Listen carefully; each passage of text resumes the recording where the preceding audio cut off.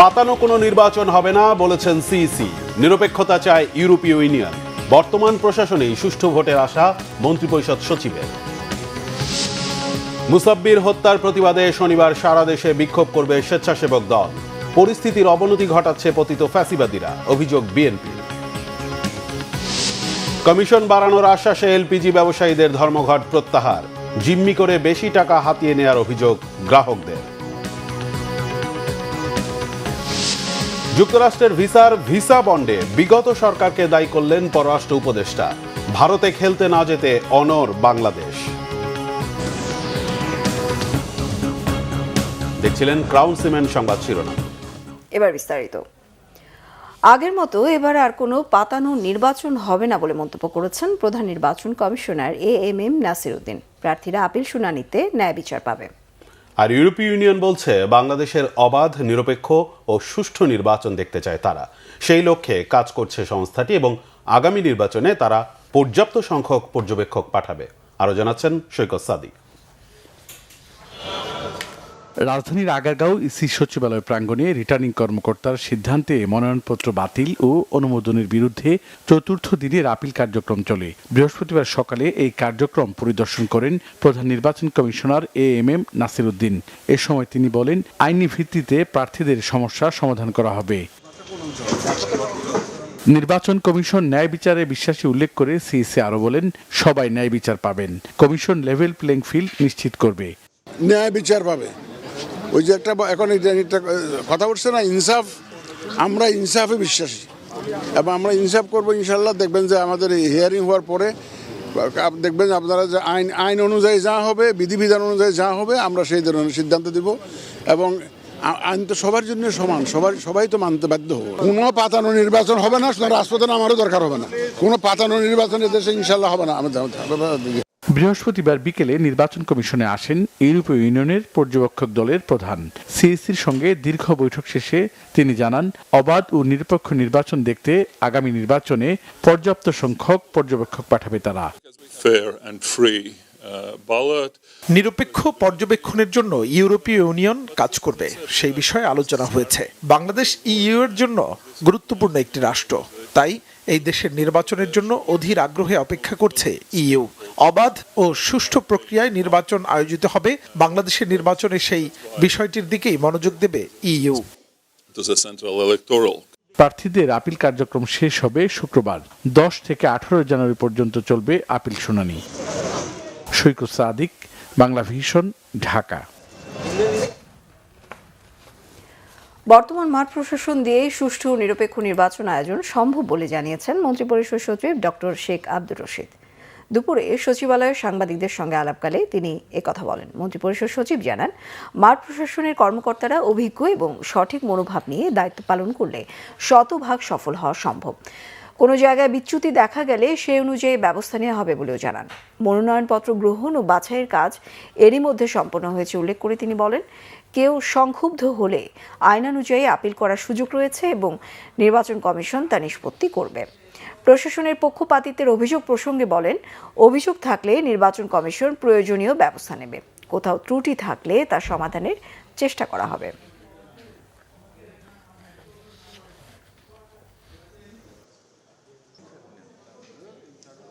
আপনাদের প্রশাসনের যে একটু যে পক্ষপাত ইত্যাদি যে কথাগুলি বলছেন, এই ধরনের অভিযোগ আপনারা এর আগেও শুনেছেন, এখনও শুনছেন এবং কেউ না কেউ কোনো কারণেও সংক্ষুব্ধ হলে তিনি এই ধরনের কথা বলে থাকেন। এখন মুক্ত তথ্য প্রবাহের যুগ, এই সময় সকলে সেভাবে কথা বলবেন। আমরা রদবদলের কথা তো বলছি না, তবে নির্বাচন কমিশন যদি কনভিন্সড হয়, তারা যদি মনে করেন যে হ্যাঁ রদবদল প্রয়োজন, তাহলে তারা বলবেন, তখন আমরা সেটা বিবেচনা করব, সেইভাবে ব্যবস্থা নেব। দুর্বৃত্তের গুলিতে নিহত ঢাকা মহানগর উত্তর স্বেচ্ছাসেবক দলের সাবেক নেতা আজিজুর রহমান মুসাব্বিরের নামাজে জানাজা অনুষ্ঠিত হয়েছে। দুপুরে রাজধানীর নয়াপল্টনে বিএনপির কেন্দ্রীয় কার্যালয়ের সামনে জানাজায় দলীয় নেতাকর্মীরা উপস্থিত ছিলেন।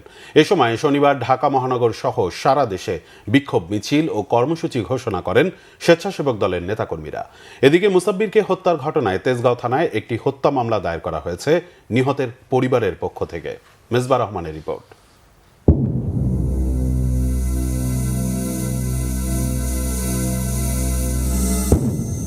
শরীফ ওসমান হাদির গুলিবিদ্ধ হয়ে নিহতের রেশ এখনও কাটেনি। এরই মধ্যে দুর্বৃত্তের গুলিতে প্রাণ হারালেন ঢাকা মহানগর উত্তর স্বেচ্ছাসেবক দলের সাবেক সাধারণ সম্পাদক আজিজুর রহমান মুসাব্বির। বুধবার রাত 8টা 20 রাজধানীর পশ্চিম তেস্তুরি বাজারে স্টার রেস্তোরাঁর কাছ থেকে তাকে গুলি করে দুর্বৃত্তরা।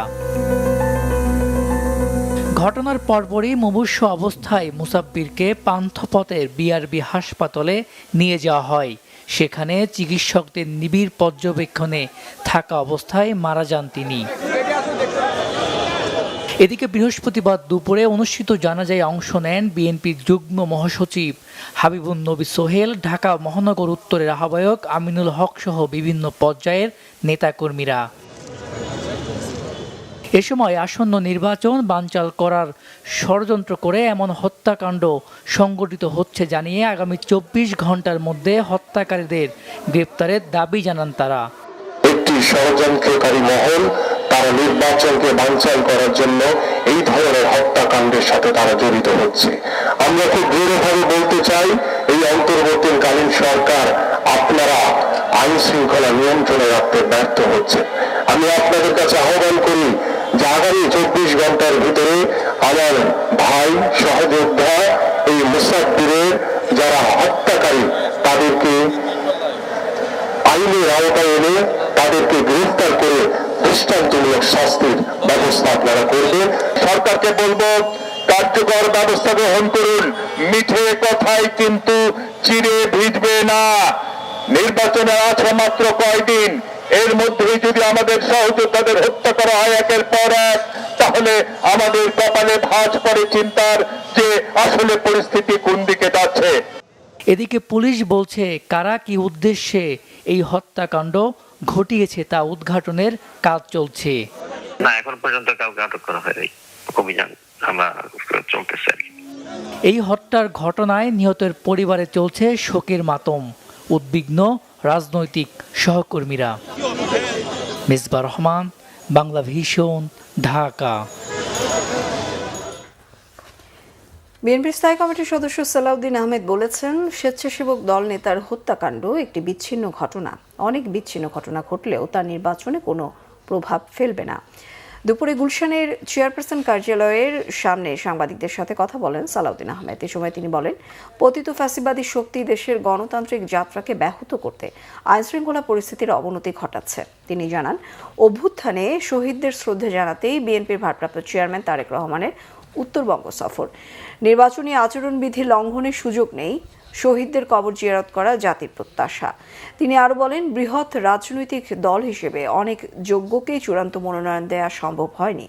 যারা বিদ্রোহী প্রার্থী হয়েছেন তাদের অনেকের বিরুদ্ধে সাংগঠনিক ব্যবস্থা নেওয়া হয়েছে। এরপরও প্রয়োজনে আলাপ আলোচনা করে ব্যবস্থা নেওয়া হবে বলেও জানান তিনি।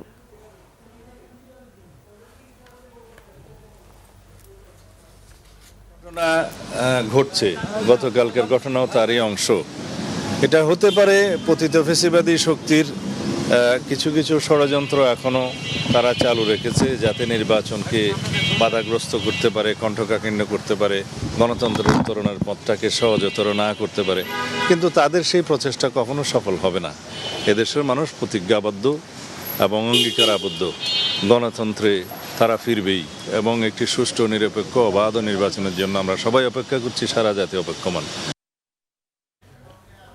মৃত্যুর 10ম দিনেও সাধারণ মানুষের শ্রদ্ধা ও ভালোবাসায় সিক্ত হচ্ছেন সাবেক প্রধানমন্ত্রী বেগম খালেদা জিয়া। তার প্রতি জনগণের শ্রদ্ধা নিবেদন যেন এক অবিরাম ভালোবাসার স্রোত। পরবর্তী প্রজন্মকে ইতিহাসের বীরদের সাথে পরিচয় করিয়ে দিতে মাজার প্রাঙ্গণে পরিবারের অভিভাবকদের সাথে দেখা মিলছে ছোট শিশুদেরও। বিস্তারিত মামুন আব্দুল্লাহর রিপোর্টে। অন্য সব দিনের মতোই ভোরের আলো ফোটার সাথে সাথে বেগম জিয়ার মাজারে বাড়তে থাকে সর্বস্তরের মানুষের ভিড়। শুধু রাজধানীর ঢাকাই নয়, দেশের বিভিন্ন প্রান্ত থেকে আসছেন বেগম জিয়ার আদর্শে অনুপ্রাণিত ভক্তবৃন্দ। সেই কাতারে সামিল বৃদ্ধ থেকে শিশু, সব বয়সী মানুষ। খালেদা জিয়া অনেক ভালো ছিলেন, তার মাজারে আমরা দোয়া করতেছি। বেগম জিয়ার পথেই আমরা চলতে চাই, চলবো ইনশাল্লাহ। আমরা যতদিন বেঁচে থাকি ওনাকে আমরা সর্বাত্মক সমর্থন, ওনার ফ্যামিলিকে আমরা দিয়ে যাব। শহীদ রাষ্ট্রপতি জিয়াউর রহমান সাহেব যে গণতন্ত্রের মশাল বেগম খালেদা জিয়ার হাতে দিয়ে গিয়েছিলেন সেটা উনি ধারণ করেছেন এবং গণতন্ত্রকে এই দেশের গণতন্ত্রের ভিত্তিমূল উনি স্থাপন করেছেন। খালেদা জিয়া, জিয়াউর রহমান ওরা কী রকম ছিল, ব্যক্তি হিসাবে কীরকম ছিল, ওদের এখন এগুলিতে তো বহু খুশি হয়তো পাবে, কিন্তু বাস্তবতায় তারা এগুলি দেখবে না। কাজে আমরা যদি একটু ওদেরকে স্মৃতিচারণটা করাইতে পারি তাহলে ওদের দেখা দেখি ওরা একটু কিছু শিখবে। মিছিলে মিছিলে মানুষের আগমন, তবু নেই কোনো স্লোগান। নীরবতায় দলের সাবেক চেয়ারপারসনকে স্মরণ করছেন নেতাকর্মীরা। দোয়া মোনাজাতে সিক্ত হচ্ছেন তারা। জীবিত অবস্থায় যেমন সমস্ত জাতিকে ঐক্যবদ্ধ করেছিলেন, তিনি বিদায় নেওয়ার সময় আবার সমস্ত জাতিকে ঐক্যবদ্ধ করলেন। আমরা সেই নেত্রীর বাজারে কবরে আমরা ফুল দিয়ে শ্রদ্ধা জানাতে এসেছি। আল্লাহ জানি ওনাকে বেহেশত নসিব করেন। একজন মানবিক রাষ্ট্র পরিচালক হিসাবে এবং তার বিশাল কর্মী বাহিনীকে তার বুকের ভিতর রেখে স্বৈরাচার বিরোধী আন্দোলনে তার সফলতার পথটা আমরা সবসময় অনুসরণ করব। মাজার জিয়ারতে লক্ষণীয় বিষয় ছিল ছোটদের উপস্থিতি। অভিভাবকরা বলছেন, জিয়াউর রহমান ও খালেদা জিয়ার সংগ্রামী জীবনের সাথে পরিচয় করিয়ে দিতেই শিশুদের নিয়ে আসা। খেলে দেখবে, কারণ আমরা যখন রাজনীতিটা দেখেছি 90-এর গণ অভ্যুত্থান, তখন কিন্তু উনি নেত্রী ছিল। ওনাকে আমার ভালো লাগে তখন থেকে।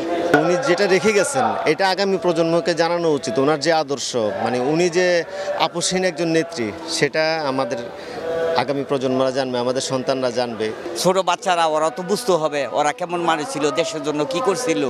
হ্যাঁ, এই জন্য তাদেরকে নিয়ে আসছি। খালেদা জিয়া গণতন্ত্র উত্তরণের যে পথ দেখিয়ে গেছেন, তার দেখানো পথেই চলতে চান অনেক নেতাকর্মী। মামুন আব্দুল্লাহ, বাংলাভিশন, ঢাকা। স্বেচ্ছাসেবক দলের নেতা আজিজুর রহমান মুসাব্বির হত্যায় ক্ষোভ জানিয়ে বিএনপি মহাসচিব মির্জা ফখরুল ইসলাম আলমগীর বলেছেন, সরকারকে বেকায়দায় ফেলতে এই ধরনের ঘটনার পুনরাবৃত্তি। বিএনপি মহাসচিব আরও বলেন, দেশে পরিকল্পিতভাবে অস্থিতিশীলতা তৈরির অপচেষ্টা চলছে, যার নির্মম বহিঃপ্রকাশ এ হত্যাকাণ্ড। এ ধরনের সহিংসতা দেশের আইনশৃঙ্খলা পরিস্থিতিকে চরমভাবে ঝুঁকির মধ্যে ফেলছে, সাধারণ মানুষের মধ্যে নিরাপত্তাহীনতা বাড়াচ্ছে। একটি শোক বার্তায় এসব কথা বলেন মির্জা ফখরুল ইসলাম আলমগীর। সাব্বিরের হত্যাকারীদের অবিলম্বে গ্রেফতার ও দৃষ্টান্তমূলক শাস্তির জোর দাবি জানান তিনি। দল ক্ষমতায় গেলে শিক্ষা ও স্বাস্থ্য খাতে মৌলিক সংস্কার, কর্মসংস্থানমুখী শিক্ষা ব্যবস্থা, নারীর ক্ষমতায়ন, পরিবেশ সুরক্ষা এবং আইন শৃঙ্খলা পরিস্থিতির আমূল উন্নয়নকে সর্বোচ্চ অগ্রাধিকার দেওয়া হবে প্রতিশ্রুতি দিয়েছেন ঢাকা ৬ আসনের বিএনপির মনোনীত প্রার্থী ইশরাক হোসেন। বৃহস্পতিবার রাজধানীর গ্যান্ডারিয়ায় ৪০ নম্বর ওয়ার্ড বিএনপির এক অনুষ্ঠানে তিনি এ প্রতিশ্রুতি দেন। যদি আমরা রাষ্ট্র পরিচালনার দায়িত্বভার পাই, আমাদের পরিকল্পনা রয়েছে সেটা হলো একের অধিক ভাষাকে কম্পালসারি করা হবে। অর্থাৎ বাংলার পাশাপাশি আন্তর্জাতিকভাবে আমরা যে বিভিন্ন আমাদের ছাত্রছাত্রী বা বিভিন্ন সময় বিভিন্ন মানুষ যারা কর্মসংস্থানের জন্য বিদেশে যায়, তারা যাতে সঠিকভাবে আমরা দক্ষ শ্রমিক হিসেবে গড়ে তুলতে পারি। একটা কার্ড দেওয়া হবে প্রত্যেকটি যারা প্রান্তিক, অর্থাৎ যাদের প্রয়োজন সেই সমস্ত পরিবারের যে নারী গৃহিণীরা রয়েছেন তাদের নামে দেওয়া হবে, এবং প্রত্যেক মাসে 2 থেকে 2.5 হাজার টাকার সমমূল্যের চাল, ডাল, তেল, লবণ এই ধরনের একটা সহায়তা প্রদান করা হবে। পুঁজিবাজারের উন্নয়নে প্রাতিষ্ঠানিক সংস্কারের পাশাপাশি বিদেশি বিনিয়োগের সুযোগে তৈরি করেছিলেন সাবেক প্রধানমন্ত্রী বেগম খালেদা জিয়া। আর তাই 3বারের এই রাষ্ট্রনায়ককে শ্রদ্ধার সঙ্গে স্মরণ করতে এক মঞ্চে জড়ো হয়েছিলেন পুঁজিবাজারের নীতি নির্ধারক ও ব্যবসার সাথে সংশ্লিষ্টরা। স্মরণসভা দোয়া মাহফিলে তারা আলোচনা করেন বেগম জিয়ার কর্মময় জীবন, যেখানে কেবল রাজনৈতিক নেতৃত্বই নয়, উঠে আসে পুঁজিবাজারের বিকাশে তার গুরুত্বপূর্ণ ভূমিকাও। আরও জানাচ্ছেন জিয়াউল হক সবুজ। 3বারের সাবেক প্রধানমন্ত্রী বেগম খালেদা জিয়াকে স্মরণের জন্যই এই দোয়া মাহফিলের আয়োজন করে ঢাকা স্টক এক্সচেঞ্জ ও ডিবিএ। স্মরণ সভার শুরুতেই সংক্ষিপ্ত প্রামাণ্যচিত্রে তুলে ধরা হয় বেগম জিয়ার কর্মময় জীবনের খণ্ডচিত্র, যেখানে তুলে ধরা হয় কিভাবে তার শাসনামলে পুঁজিবাজার পায় কাঠামোগত গতি, উন্মোচিত হয় নতুন দিগন্ত। আসলে বাংলাদেশের যে আজ যে অর্থনৈতিক উন্নয়ন, তার যে কাঠামোগত সংস্কার, যে বাজার ভিত্তিক ব্যক্তিখাত ভিত্তিক অর্থনৈতিক মডেল, সেটা ওনার সময়কালেই শুরু হয়েছিল যে আমরা আজকে যে আমাদের প্রাইভেট সেক্টরের যে এত সম্প্রসারণ দেখছি। 1991 সালে উনি প্রথম ক্ষমতা গ্রহণ করেন। ক্ষমতা গ্রহণ করার কিছুদিনের মধ্যেই প্রথম যে কাজটা উনি করেছিলেন সেটা হচ্ছে ক্যাপিটাল মার্কেট ফরেন ইনভেস্টরদের জন্য ওপেন করেছিলেন, এবং that was the beginning of a new chapter for the Bangladesh capital market.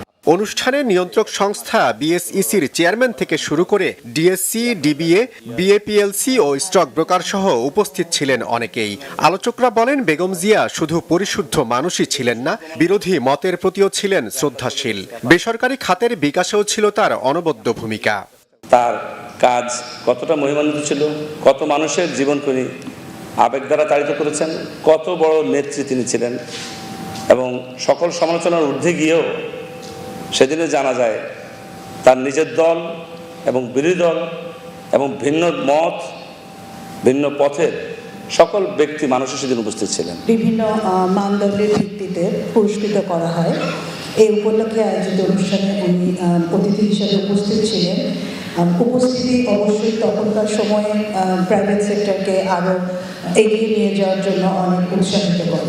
আমরা আশা করি আমরা ওনার গুণকে আমরা অনুকরণ করতে পারব এবং ওনার আত্মার প্রতি আমরা মাগফিরাত কামনা করি। আল্লাহ তাআলা যাতে ওনাকে জান্নাতবাসী করে। আলোচকরা বলেন, রাজনৈতিক প্রতিহিংসার শিকার হয়েও ১.৫ দশকে দেশপ্রেমে অবিচল ছিলেন বেগম খালেদা জিয়া। তার গুরুত্বপূর্ণ অধ্যায়কে স্মরণ করেই জানা যায় শরিক হয়েছিলেন লাখো মানুষ। সেই গুণী নেত্রীর বিদেহী আত্মার মাগফিরাত কামনার মধ্য দিয়েই শেষ হয় এই স্মরণ সভা।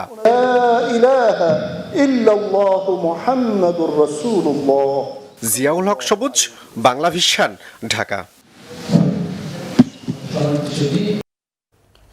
যৌক্তিক দাবি মেনে নেওয়া হবে। বাংলাদেশ এনার্জি রেগুলেটরি কমিশন বিইআরসির এমন আশ্বাসে ধর্মঘট প্রত্যাহারের ঘোষণা দিয়েছে এলপি গ্যাস ব্যবসায়ী সমিতি। খুচরা পর্যায়ে ২,০০০ টাকা বেশি সিলিন্ডারের দাম নেবার ঘটনা লজ্জাজনক বলে মন্তব্য করা হয় সংগঠনটির পক্ষ থেকে। বিইআরসির চেয়ারম্যান জালাল আহমেদ বলেন, এলপি গ্যাস ব্যবসায়ী সমিতির বেশ কিছু দাবি যৌক্তিক, সেগুলো সমাধানের চেষ্টা করা হবে। এলপিজি আমদানি ও দেশীয় উৎপাদনের শুল্ক কমাতে চিঠি দিয়েছে জ্বালানি মন্ত্রণালয়। গোলাম মাইনুল হাসানের রিপোর্ট।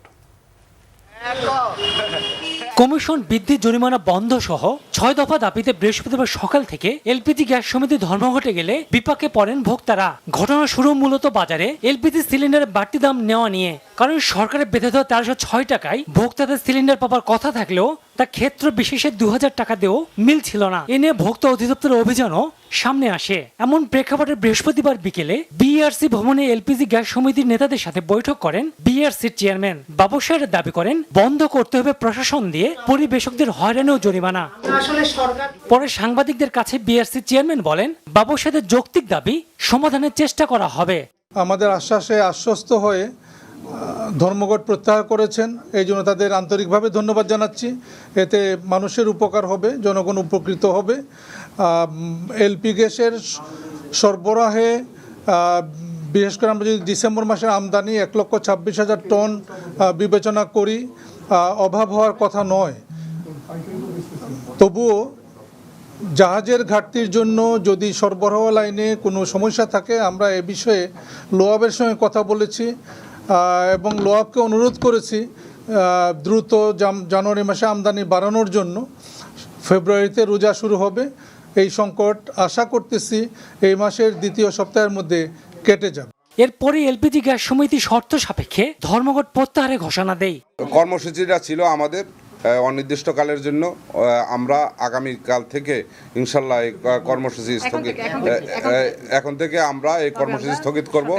আমরা আর তবে একটা কথা সাথে রাখতেছি যে ১৩০৬ টাকা যে আমাদের রেটটা নির্ধারণ করা হয়েছে, এই ১৩০৬ টাকা যেহেতু আমরা ১৩০৬ টাকা আমাদের কিনতে হয়, আমরা ১৩০৬ টাকা আমরা ভোক্তাদের গ্যাসটা আমরা দিতে পারবো না। আমাদের এই গ্যাসের রেটটা আমাদের একটু বাড়াই দিতে হবে। এদিকে উৎপাদন পর্যায়ে ভ্যাট ও ট্যাক্স অব্যাহতি ও আমদানি পর্যায়ে এলপি গ্যাসের ভ্যাট ১৫% থেকে নামিয়ে ১০% নির্ধারণ করতে জাতীয় রাজস্ব বোর্ডকে চিঠি দিয়েছে জ্বালানি ও খনিজ সম্পদ বিভাগ।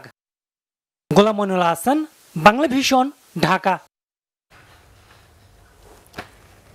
যুক্তরাষ্ট্রে ভিসার আবেদনের ক্ষেত্রে বাংলাদেশি নাগরিকদের ভিসা বন্ড বা জামানত আরোপের জন্য বিগত সরকার দায়ী মন্তব্য পররাষ্ট্র উপদেষ্টা মোহাম্মদ তৌহিদ হোসেনের। ভারতে অনুষ্ঠেয় টি-20 বিশ্বকাপ খেলতে না যাওয়ার বিষয়ে বাংলাদেশের অনড় অবস্থানের কথা জানান তিনি। বলেন, টি-20 বিশ্বকাপ বাংলাদেশ খেলবে, কিন্তু ভারতে নয়। বিস্তারিত আসমা আক্তার নুপুরের প্রতিবেদনে। ক্রিকেট নিয়ে ঢাকা দিল্লি সম্পর্কে টানাপোড়েন। আইপিএল থেকে বাংলাদেশি পেসার মোস্তাফিজুর রহমানকে কলকাতা নাইট রাইডার্স থেকে বাদ দেওয়ার জেরে ভারতে টি-20 বিশ্বকাপ খেলতে না যাওয়ার সিদ্ধান্ত বাংলাদেশের। এবার যুব ও ক্রীড়া উপদেষ্টা আসিফ নজরুলের সুরেই কথা বললেন পররাষ্ট্র উপদেষ্টা মোহাম্মদ তৌহিদ হোসেন। বৃহস্পতিবার পররাষ্ট্র মন্ত্রণালয়ে সাংবাদিকদের সঙ্গে আলাপকালে উপদেষ্টা জানালেন তার মন্ত্রণালয়ের এমন মনোভাবের কথা। হিন্দুত্ববাদী সংগঠনগুলির যে একটা বাংলাদেশ বিরোধী কার্যকলাপ এবং কথাবার্তা চলতেছে, সেটার প্রেক্ষিতে আসলে সত্যিকার অর্থেই তো ভারতীয় সংস্থাগুলির পক্ষে নিরাপত্তা দেওয়া কঠিন হবে সবাইকে। সেই হিসাবে যে আমরা আসলে খেলবো, কিন্তু ভারতের বাইরে খেলবো। যুক্তরাষ্ট্রের ভিসা আবেদনের ক্ষেত্রে বাংলাদেশি নাগরিকদের ভিসা বন্ড বা জামানত আরোপের বিষয়টি দুঃখজনক বললেও একে অস্বাভাবিক কিছু মনে করেন না তৌহিদ হোসেন। যাদের ইমিগ্রেশন নিয়ে প্রবলেম আছে, আপনারা আমেরিকানদের স্ট্যাটিস্টিক্স দেখেছেন যে যারা ওখানে ওদের সোশ্যাল সিস্টেম থেকে এভাবে গিয়ে পয়সা নেয়, তাদের মধ্যে বাংলাদেশিদের সংখ্যা সর্বাধিক। তাহলে তারা যদি কিছু দেশের উপর এরকম নিষেধাজ্ঞা আরোপ করে, সেটা হতে বাংলাদেশ থাকবে, এটা আমার কাছে খুব অস্বাভাবিক মনে হচ্ছে। অবশ্যই দুঃখজনক, অবশ্যই কষ্টকর আমাদের জন্য, কিন্তু এটা অস্বাভাবিক না। এই পদ্ধতি চলছে দীর্ঘদিন ধরে। কাজেই দায় দায়িত্ব, যদি আপনি ধরেন যে পলিসিগত দায় দায়িত্ব যদি কারো থাকে, সেটা হলো পূর্ববর্তী সব সরকারের আছে, সেটাকে আমরা পরিবর্তন করতে পারিনি, পরিবর্তন করা সম্ভব না। যুদ্ধ বিমান কেনার বিষয়ে পাকিস্তানের সঙ্গে আলোচনা চলছে বলেও জানান পররাষ্ট্র উপদেষ্টা। আসমা আক্তার নুপুর, বাংলা ভিশন, ঢাকা। টি-20 বিশ্বকাপে বাংলাদেশের খেলতে যাওয়ার বিষয়টি আলোচনার মাধ্যমে ঠিক করা উচিত। আইসিসি ফাইন্যান্স করে বাংলাদেশকে, তাই দেশের ক্রিকেটের ভবিষ্যৎ নিয়েও ভাবতে হবে। ভেবে চিন্তে বিসিবিকে সঠিক সিদ্ধান্ত নেওয়ার আহ্বান জানিয়েছেন তামিম ইকবাল। তবে মুস্তাফিজকে আইপিএল থেকে বাদ দেয়া দুঃখজনক হিসেবে উল্লেখ করেছেন তামিম। বাংলাদেশ জাতীয়তাবাদী ক্রীড়া দলের আয়োজনে 32টি বিশ্ববিদ্যালয় নিয়ে 9 জানুয়ারি থেকে শুরু হচ্ছে জিয়া আন্তঃ বিশ্ববিদ্যালয় cricket tournament. Mirpur city club মাঠে এই টুর্নামেন্টের ট্রফি ও জার্সি উন্মোচন করেন দাবায় দেশের প্রথম গ্র্যান্ডমাস্টার নিয়াজ মোর্শেদ, জাতীয় ক্রিকেট দলের সাবেক অধিনায়ক তামিম ইকবাল এবং জাতীয় ফুটবল দলের সাবেক অধিনায়ক এবং ঢাকা মহানগর উত্তর বিএনপির আহ্বায়ক মোহাম্মদ আমিনুল হক। অনুষ্ঠানে মুস্তাফিজকে আইপিএল থেকে বাদ দেয়ায় নিরাপত্তা ইস্যুতে টি-20 বিশ্বকাপে ভারত থেকে ভেন্যু পরিবর্তনের জন্য আইসিসিকে বিসিবির চিঠি প্রসঙ্গে কথা বলেছেন তামিম ইকবাল। জাতীয় দলের ড্যাশিং ওপেনার বলেছেন, যেহেতু আইসিসি ফাইন্যান্স করে বাংলাদেশ ক্রিকেটকে, তাই আইসিসির সাথে আলোচনা করেই পরবর্তী পদক্ষেপ নেওয়া উচিত বিসিবির। কঠিন কোনো সিদ্ধান্ত নিয়ে বাংলাদেশ ক্রিকেট যেন ক্ষতিগ্রস্ত না হয়, সেই বিষয়টিও বিবেচনার উপর গুরুত্ব দিয়েছেন তামিম। বর্তমান ক্রিকেট বোর্ডের নির্বাচনকে অবৈধ উল্লেখ করে তামিম বলেছেন, খেলার মাধ্যমে বোর্ডের বিপক্ষে তার প্রতিবাদ চলবে।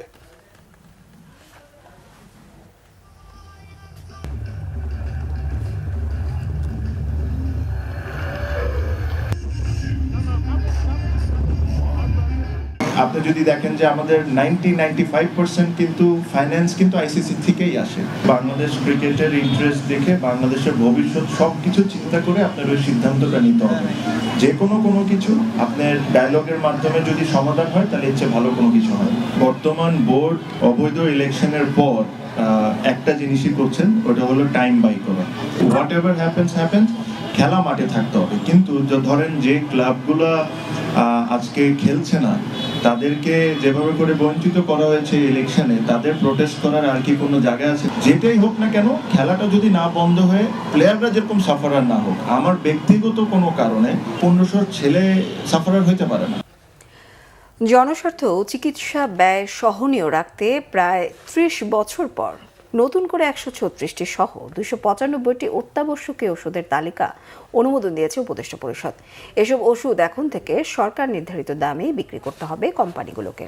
উপদেষ্টা পরিষদের বৈঠকে সিদ্ধান্ত হয়েছে অত্যাবশ্যকীয় ওষুধ ছাড়াও বাকি 1100 ওষুধের দামও নির্ধারণ করবে সরকার। তবে কোম্পানিগুলো সরকার নির্ধারিত মূল্যের 15% বাড়াতে বা কমাতে পারবে। রিপোর্ট সৈয়দ আব্দুল মুহিতের। ওষুধের দাম বেশিরভাগ ক্ষেত্রে কোম্পানিগুলোর ইচ্ছা মাফিক নির্ধারিত হয়, আর দাম বাড়ানো হয় কোনো কারণ ছাড়াই। অতি গুরুত্বপূর্ণ পণ্য হওয়ায় ওষুধের দাম নিয়ে খুব একটা প্রশ্ন তোলে না কেউই। কয়েক মাসের ব্যবধানে ওষুধের দাম বেড়ে দ্বিগুণ হওয়ার নজিরও আছে। এমন বাস্তবতায় ওষুধের মূল্য বৃদ্ধির লাগাম টেনে ধরতে অন্তর্বর্তী সরকার টাস্কফোর্স গঠন করে। বৃহস্পতিবার প্রধান উপদেষ্টা ডক্টর মোহাম্মদ ইউনূসের সভাপতিত্বে উপদেষ্টা পরিষদের বৈঠকে 295টি অত্যাবশ্যকীয় ওষুধ অনুমোদন দেয় অন্তর্বর্তী সরকার। পরে রাজধানীর ফরেন সার্ভিস একাডেমিতে এ নিয়ে ব্রিফিং করেন প্রধান উপদেষ্টার স্বাস্থ্য বিষয়ক বিশেষ সহকারী ডাক্তার সাইদুর রহমান। 136টি ওষুধ অন্তর্ভুক্ত হয়েছে নতুনভাবে এবারে তালিকায়, এবং মূল ব্যাপার যেটা সেটা হচ্ছে যে এই তালিকায় অন্তর্ভুক্ত ওষুধগুলোর ক্ষেত্রে আসলে এটা সরকার কর্তৃক একটি নির্ধারিত মূল্যে ওষুধগুলো বিক্রি করতে হবে। স্বাস্থ্য অর্জন, রক্ষা, চিকিৎসায় সকল ক্ষেত্রে এই সকল ল্যান্ডস্কেপের উপর আসলে একটা বড় ধরনের প্রভাব ফেলবে আজকের এই সিদ্ধান্তটা। এটা বাস্তবায়নের জন্য ভবিষ্যতে বলা হচ্ছে যে আগামীতে আসলে এটাকে এই এক্সিস্টিং ডিজিডি এর বাইরে একটা আলাদা অথরিটি করা হবে, আসলে ন্যাশনাল ড্রাগ প্রাইসিং অথরিটি। তিনি জানান, সাধারণ মানুষ ও প্রস্তুতকারী কোম্পানিগুলোর স্বার্থ বিবেচনা নিয়েই সিদ্ধান্ত হয়েছে। 4 বছর সময় দেওয়া হচ্ছে যেন পর্যায়ক্রমে ইন্ডাস্ট্রিগুলো এটা কোপ আপ করতে পারে, কিন্তু এটা নিশ্চিত করা হচ্ছে যে এই ওষুধগুলোর মূল্য নিয়ন্ত্রণ করা হবে, নির্ধারণ করা হবে। এর বাইরে আরও প্রায় 1100 ওষুধ থাকবে, সেগুলোকেও আসলে বলা হচ্ছে যে সেগুলোর জন্য উৎপাদকরা প্রস্তাব করবেন, কিন্তু সেগুলোর জন্যও আসলে এই মিডিয়ান প্রাইস ওখানে খুবই একদম একটা ভালো জিনিস বলা হচ্ছে যে ইন্টারনাল রেফারেন্স, এবং ইন্টারনাল রেফারেন্স প্রাইসিংয়ের মাধ্যমে আসলে এই বাকি ওষুধগুলোর ক্ষেত্রে যদি 7-এর বেশি উৎপাদক হয় তাহলে ইন্টারনাল রেফারেন্স প্রাইসিংয়ের মাধ্যমে তাদেরকে একটা 15% রেঞ্জের মধ্যে আসতে বলা হবে। এ সময় প্রেস সচিব শফিকুল আলম জানান, ব্যক্তিগত তথ্য উপাত্ত সুরক্ষা অধ্যাদেশে কোম্পানির ক্ষেত্রে শাস্তি কারাদণ্ডের পরিবর্তে অর্থদণ্ডের বিধান করা হয়েছে। আগে সকল ডেটার একটি সিঙ্ক্রোনাস লোকাল ব্যাকআপ রাখতে বলা হয়েছিল, এখন শুধুমাত্র ক্রিটিক্যাল ইনফরমেশন ইনফ্রাস্ট্রাকচারের ক্ষেত্রে সীমাবদ্ধ করা হয়েছে। এই জায়গাটায় শুধুমাত্র আপনি বাংলাদেশে আপনার এটা রাখার বিধান রাখা হয়েছে। সৈয়দ আব্দুল মুহিত, বাংলা ভিশন, ঢাকা। বদিউল আলম মজুমদার বলেছেন, গণতন্ত্র কার্যকর করতে হলে সংখ্যালঘু সহ সবার অধিকার নিশ্চিত করতে হবে। রাজধানীর সিরডাপ মিলনায়তনে সেন্টার ফর গভর্নেন্স আয়োজিত সেমিনারে তিনি কথা বলেন আসন্ন নির্বাচনে যেন সবাই ভোট দিতে পারে, সংখ্যালঘু সহ কেউ যেন ভোট দিতে গিয়ে ভয়ভীতির শিকার না হয়। সংখ্যালঘুদের নিরাপত্তার বিষয়ে রাজনৈতিক দলগুলোর ইশতেহারে উল্লেখ করার পরামর্শ বিশ্লেষকদের। বক্তারা বলেন, সংখ্যালঘুরা নির্বাচনের আগে, নির্বাচনের সময় এবং পরে ভয়ের মধ্যে থাকে। এটা খুব উদ্বেগের বিষয় বলে জানান তারা। বক্তারা আরও বলেন, বর্তমান সরকার নাগরিকদের নিরাপত্তা দিতে সম্পূর্ণ ব্যর্থ হয়েছে। যত দ্রুত সম্ভব এই সরকারের বিদায় নেওয়া উচিত বলে মন্তব্য তাদের। বলেন, একটা দেশ কেমন আছে তা নির্ভর করে সে দেশের প্রান্তিক মানুষরা কেমন আছে তার উপর। সেমিনারের বক্তারা আরও বলেন, ছলে বলে ক্ষমতায় গিয়ে ক্ষমতা ছাড়তে না চাওয়ায় দেশ ধ্বংস করছে। বিভিন্ন রাজনৈতিক দলের প্রতিনিধি সহ অন্যান্যরা সেমিনারে অংশ নেন। এখানে ফেয়ার ট্রায়াল আশা করে তারা এই দেশে না, তাদের যদি মনে আমরা সংখ্যালঘু, তাহলে তাদের সমান অধিকার, প্রয়োজনে আরো বেশি। শরীয়তপুরের জাজিরা উপজেলায় ককটেল বিস্ফোরণে সোহান ব্যাপারী নামের এক যুবক সহ 2 জন নিহত হয়েছেন, আহত হয়েছে আরও 3 জন। এদিকে এ ঘটনায় জিজ্ঞাসাবাদের জন্য 2 জনকে আটক করেছে পুলিশ। ভোরে বিলাসপুর ইউনিয়নের মুলাই ব্যাপারী কান্দি এলাকায় এ ঘটনা ঘটে। নিহত সোহান ব্যাপারী পার্শ্ববর্তী সাতগড়িয়া কান্দি এলাকার দেলোয়ার ব্যাপারীর ছেলে।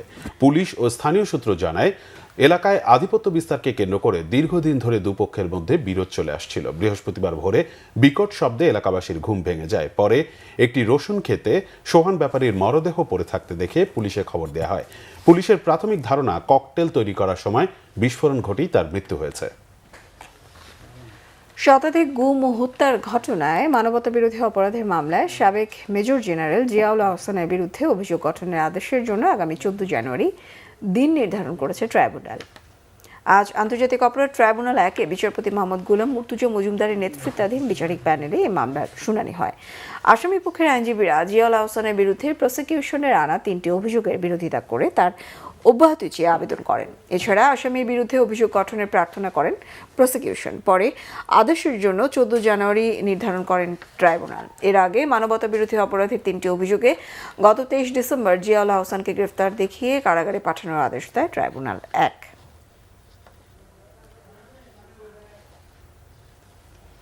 দেশের 24 জেলায় বইছে মৃদু শৈত্যপ্রবাহ। হাড় কাঁপানো শীতে বিপর্যস্ত জনজীবন। হাসপাতালগুলোতে বাড়ছে শীতজনিত রোগীর সংখ্যা।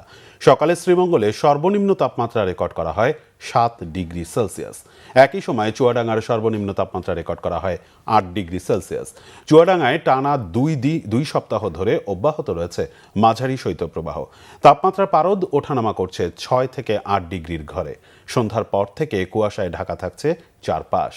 খুব প্রয়োজন ছাড়া কাজে বের হচ্ছেন না কেউ। চরমভাবে ব্যাহত হচ্ছে স্বাভাবিক কাজকর্ম সহ কৃষিকাজ। সবচেয়ে বেশি দুর্ভোগে পড়েছেন খেটে খাওয়া ও ছিন্নমূল মানুষগুলো। হাসপাতালগুলোতে বাড়ছে শীতজনিত রোগী। এদিকে শীতে জুবুথুবু রংপুরের মানুষ। ঘন কুয়াশায় ঢেকে গেছে পথঘাট। সবচেয়ে বেশি বিপাকে খেটে খাওয়া মানুষ। সকালে সেখানে 9.4 ডিগ্রি সেলসিয়াস তাপমাত্রা রেকর্ড করেছে স্থানীয় আবহাওয়া অফিস। অন্যদিকে সীমান্তবর্তী জেলা জয়পুরহাটে কয়েকদিন ধরে প্রচণ্ড ঠান্ডায় নাকাল জনজীবন। সবচেয়ে কষ্ট পাচ্ছে বৃদ্ধ ও শিশুরা।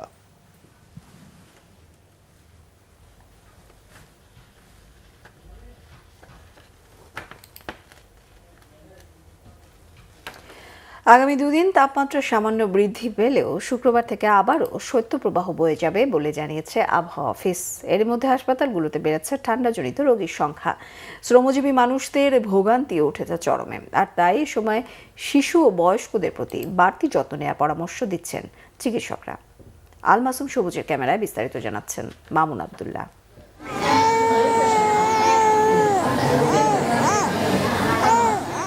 সাবিহা নূর আয়াত দুনিয়ার আলো দেখার পরপরই বৈরী আবহাওয়ার ভুক্তভোগী। কনকনে ঠান্ডায় নিউমোনিয়ার শিকার মাত্র 3.5 মাস বয়সী এই শিশু। কচি হাতে তাই এ পর্যন্ত 3 বার করা হয়েছে ক্যানোলা। মায়ের মন তাই কিছুটা ভেঙে পড়েছে।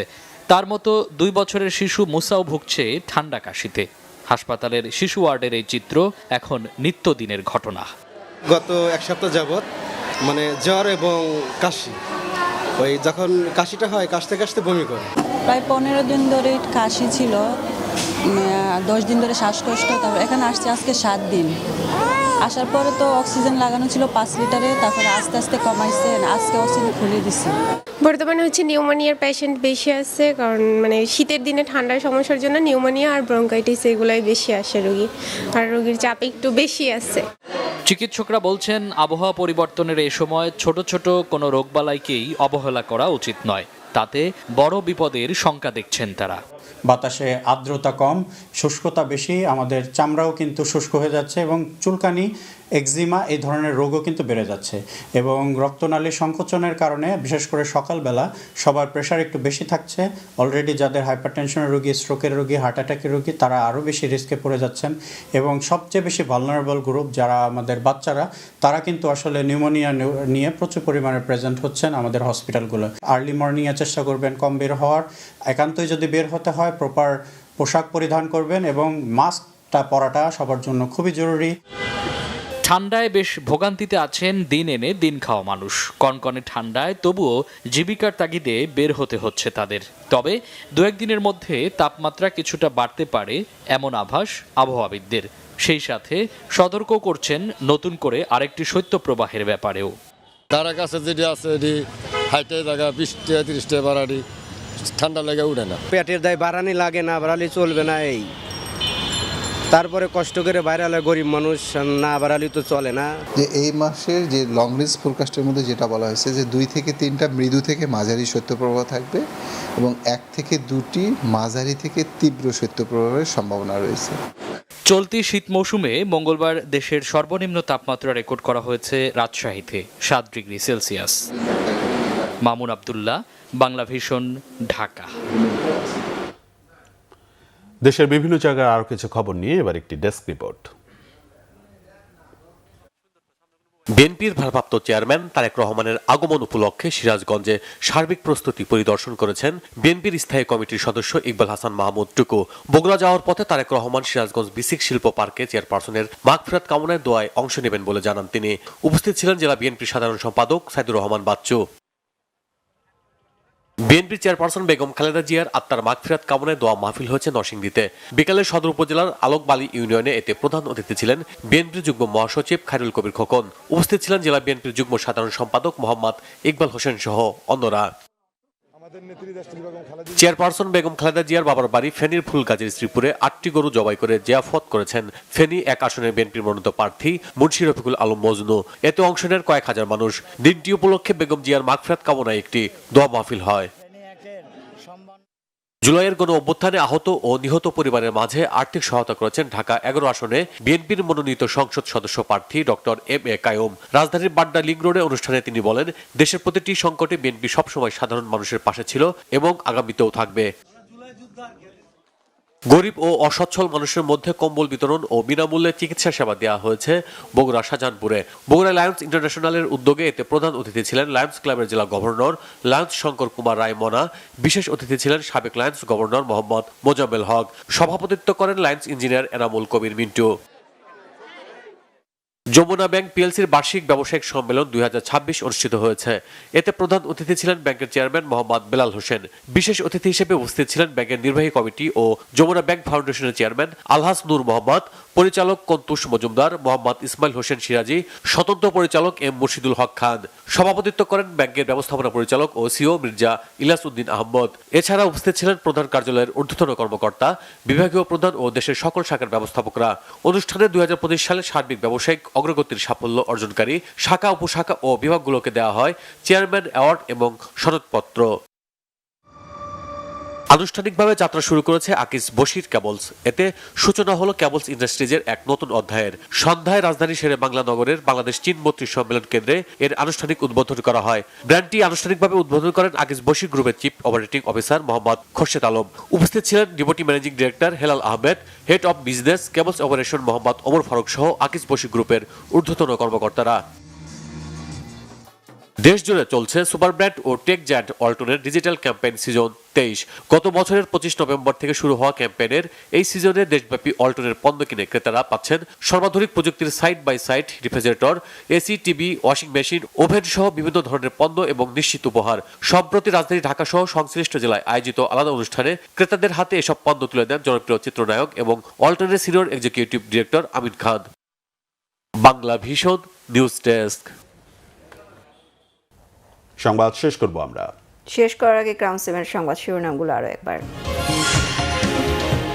পাতানো কোনো নির্বাচন হবে না বলেছেন সিইসি। নিরপেক্ষতা চায় ইউরোপীয় ইউনিয়ন। বর্তমান প্রশাসনের সুষ্ঠু ভোটের আশা মন্ত্রিপরিষদ সচিবের। মুসাব্বির হত্যার প্রতিবাদে শনিবার সারা দেশে বিক্ষোভ করবে স্বেচ্ছাসেবক দল। পরিস্থিতির অবনতি ঘটাচ্ছে পতিত ফ্যাসিবাদীর, অভিযোগ বিএনপির। কমিশন বাড়ানোর আশ্বাসে এলপিজি ব্যবসায়ীদের ধর্মঘট প্রত্যাহার। জিম্মি করে বেশি টাকা হাতিয়ে নেওয়ার অভিযোগ গ্রাহকদের। যুক্তরাষ্ট্রের ভিসা বন্ডে বিগত সরকারকে দায়ী করলেন পররাষ্ট্র উপদেষ্টা। ভারতে খেলতে না যেতে অনড় বাংলাদেশ।